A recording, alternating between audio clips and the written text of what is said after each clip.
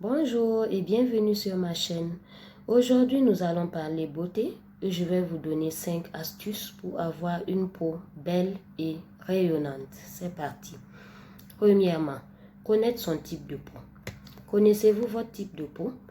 Il m'a été donné de constater dans l'exercice de ma profession que beaucoup d'entre vous ne connaissent pas leur type de peau et de ce fait utilisent souvent les produits cosmétiques de façon inadaptée.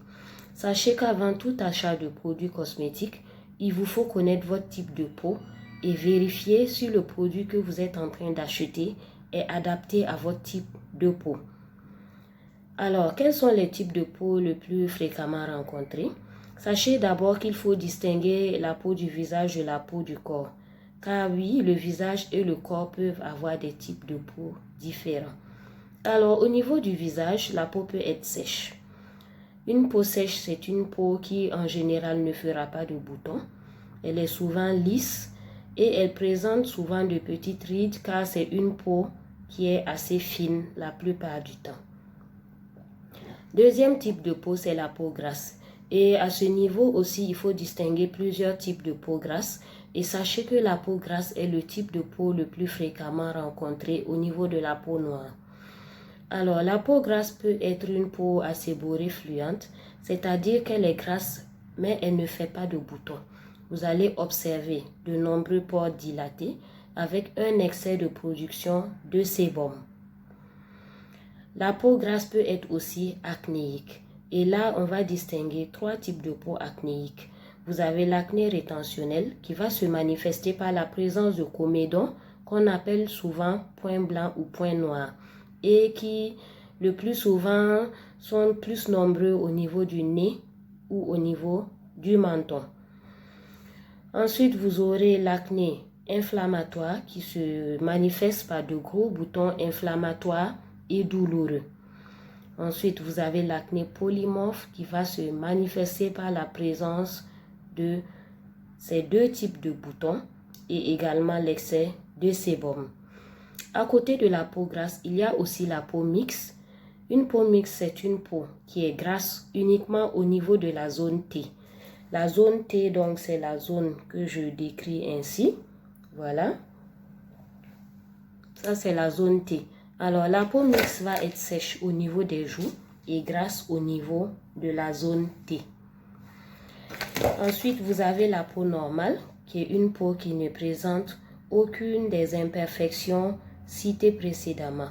Donc, vous l'avez compris, c'est une peau idéale et sachez qu'il est extrêmement rare d'avoir une peau normale. Ensuite, au niveau du corps, on aura 3 types de peau. On aura la peau sèche, donc en général, la peau est sèche au niveau du corps. Elle peut être très sèche et elle peut être atopique. Et là, on va assister en général à l'apparition d'allergies cutanées. Et en général, les peaux atopiques sont prises en charge par le dermatologue. À côté des types de peau, il faut distinguer les états de la peau. Alors, la peau peut avoir certains états à côté du type de peau. Voilà, la peau peut être sensible. Une peau sensible, c'est une peau qui va gratter ou picoter après la douche. Là, la peau est sensible et le plus souvent, l'utilisation de certains produits cosmétiques va tout de suite irriter la peau. Vous allez assister à des picotements et à des démangeaisons. Et la peau peut être mature. Donc, une peau mature, c'est quoi?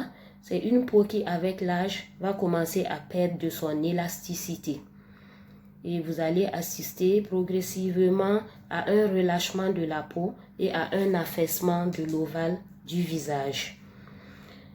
Donc, pour les peaux matures, sachez qu'à partir de 35 ans, il est conseillé de commencer à utiliser des anti-âge afin d'éviter que le mal s'installe rapidement. Donc, voilà un peu pour ce qui était des types. Alors, deuxième point, avoir une bonne routine de soins. Sachez qu'il est important d'avoir une routine de soins et à ce niveau, on va distinguer 2 types de soins. Vous avez des soins quotidiens que vous allez devoir faire tous les jours et des soins hebdomadaires que vous allez faire 2 fois par semaine. Alors, quels sont les 3 types de soins quotidiens? Premièrement, il faut laver le visage matin et soir.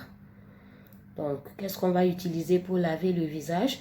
Ça peut être un gel nettoyant, ça peut être un savon et ça peut être une eau micellaire qui est nettoyante et démaquillante.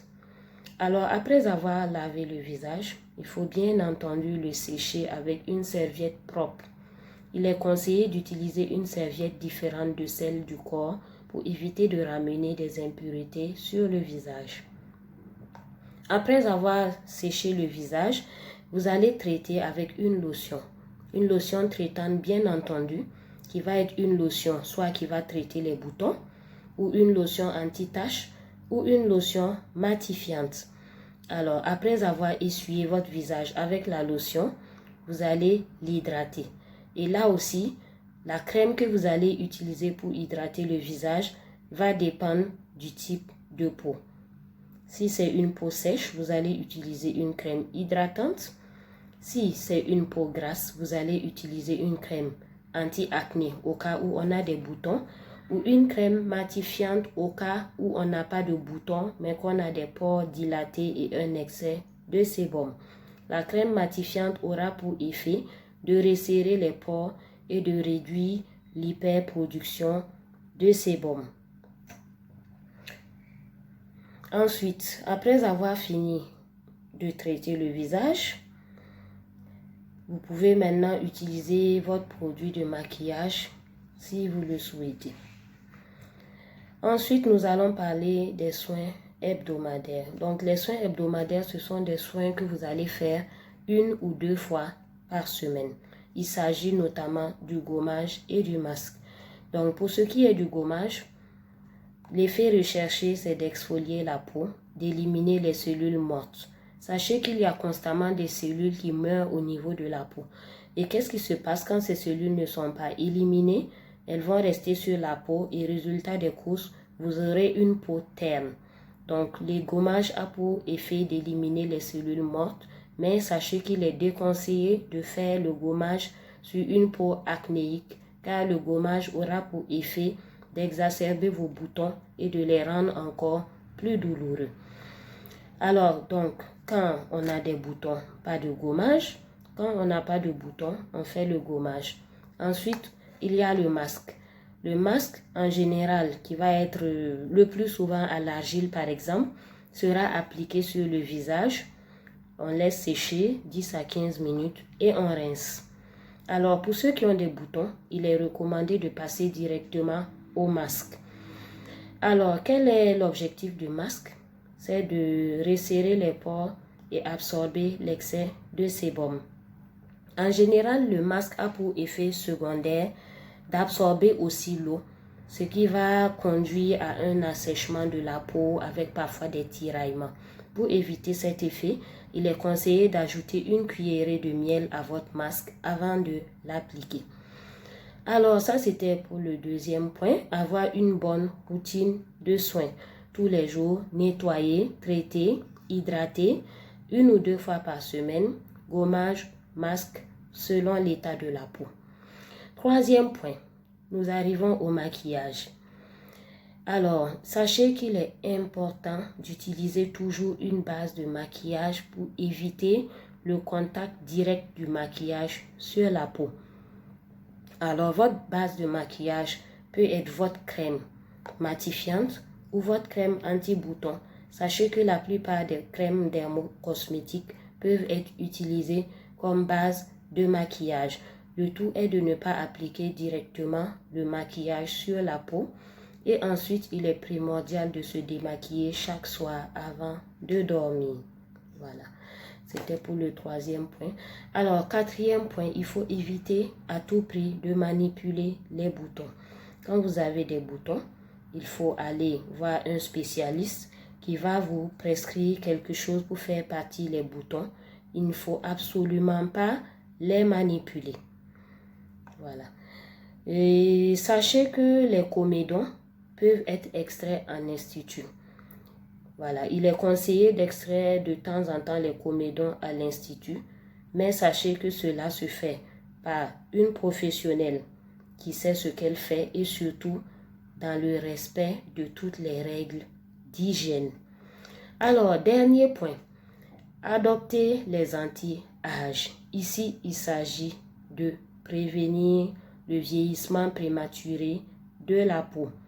Alors, sachez qu'à partir de 35 ans, il est conseillé pour toute femme d'utiliser des anti-âges.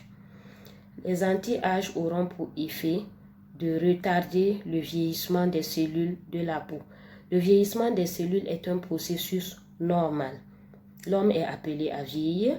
Alors, qu'est-ce qu'on va faire? On va essayer de retarder ce vieillissement par l'utilisation de produits anti-âge. Sachez qu'il faut distinguer les produits anti-âge des produits anti-rides. Les produits anti-âge ont un rôle de prévention. Donc, à un moment donné, en fait, les cellules de la peau commencent à vieillir et la peau commence à perdre en élasticité. Alors, pour garder les cellules plus jeunes, plus longtemps, on va avoir recours à des produits anti-âge qui souvent se déclinent en crème de jour et crème de nuit. Voilà. Ces produits peuvent être appliqués simultanément avec des produits qui vont avoir pour but de traiter les problèmes de peau.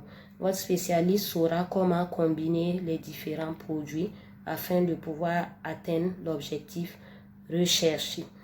Les anti-rides ont pour rôle d'essayer de réduire les rides déjà installées. Alors, pour ne pas en arriver là, il est conseillé de commencer à partir de 35 ans à utiliser les anti-âges. Voilà un peu les 5 conseils que j'avais à vous donner pour garder une peau belle, saine, rayonnante. Sachez qu'à la Parapharmacie Divine, votre pharmacien est à votre disposition pour vous aider à connaître votre type de peau et vous conseiller les produits qui vont être adaptés à ce type de peau. Et tous les conseils sont gratuits. La Parapharmacie Divine est située à la Patte d'Oie, non loin du Jardin 2000, sur le goudron qui mène à l'IAM, à gauche, en face de la station Otam. Vous pouvez aussi prendre rendez-vous avec notre pharmacien en composant le 69 000 777. À bientôt!